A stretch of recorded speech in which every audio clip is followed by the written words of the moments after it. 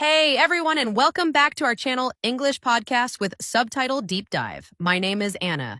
And I am Jay. Hello, everyone. Welcome. We're super curious. Where are you listening to us from? Drop your location in the comments. We'd love to know. Yeah, it's always amazing to see how far our community reaches. And while you're at it, let us know what kind of content you'd like us to cover next. Are you looking for more vocabulary lessons or maybe topics at the B1 to C2 level? Your feedback really helps us shape the channel, so don't be shy. We're listening. You're here, I'm guessing, because you want to learn efficiently, get the important stuff without drowning in details. And that's exactly what we aim for.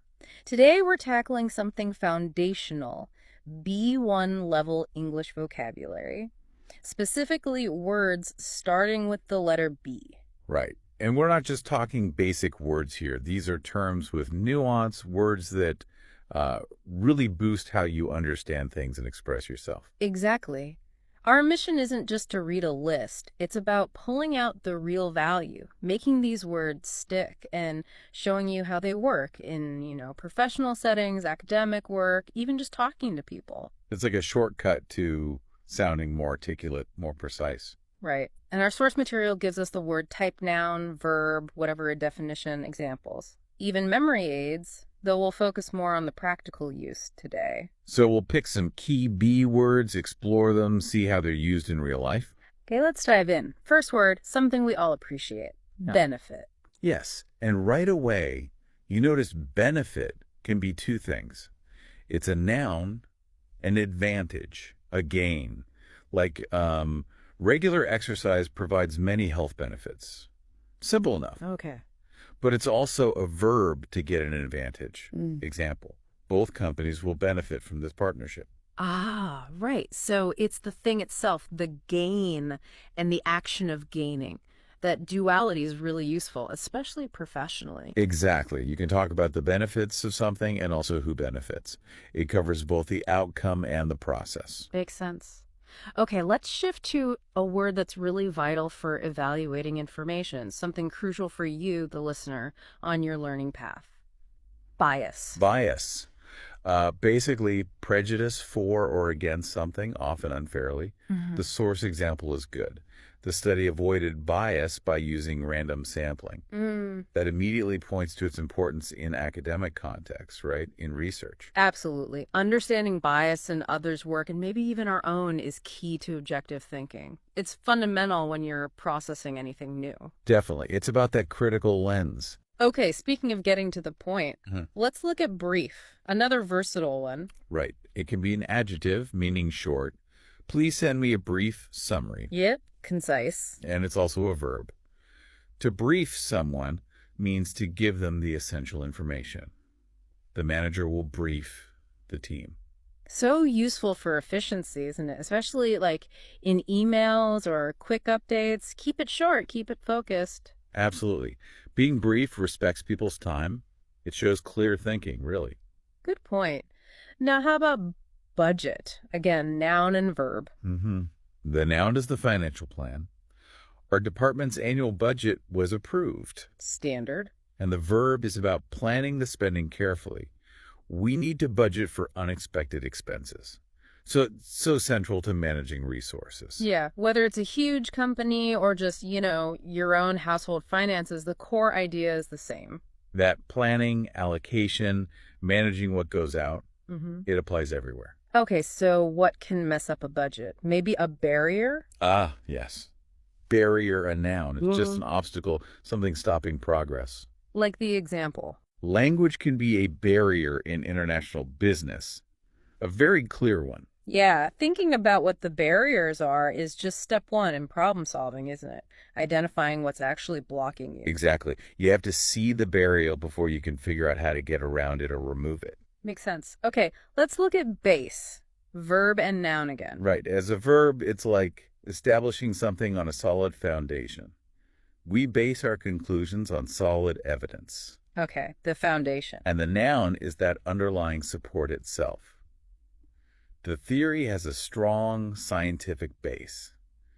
It's fundamental for arguments, for understanding ideas. So when you encounter something new, checking its base, the evidence, the foundation, is how you gauge if it's solid, right? Precisely. It's critical thinking 101. Is this built on something strong? Question the base. Let's pivot slightly to relationships with bond. Noun and verb here too. The noun is the connection. There's a strong bond between the team members. That feeling of connection. And the verb is the act of forming that link.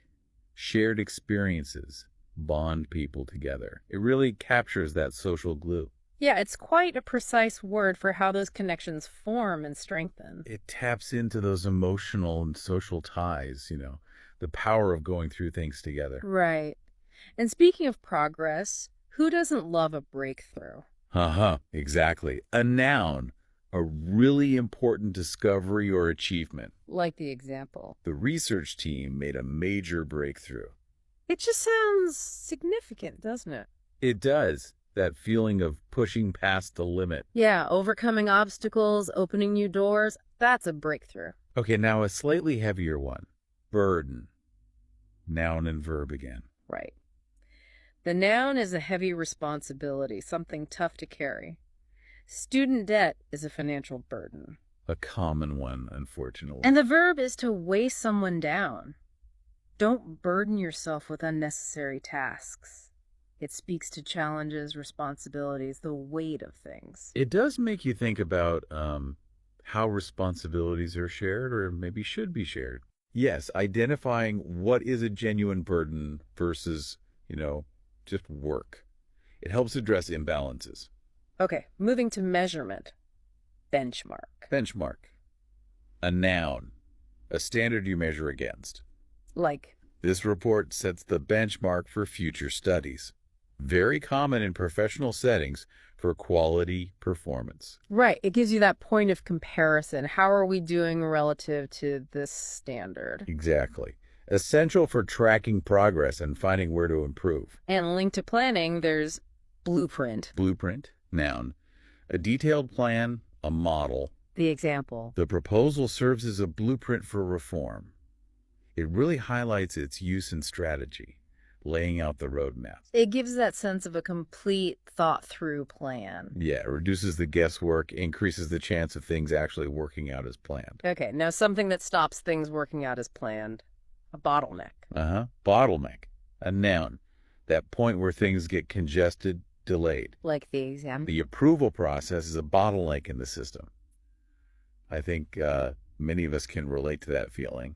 Oh, definitely. Where everything just slows to crawl. Exactly. Yeah. Identifying those bottlenecks is key to making any process run smoother.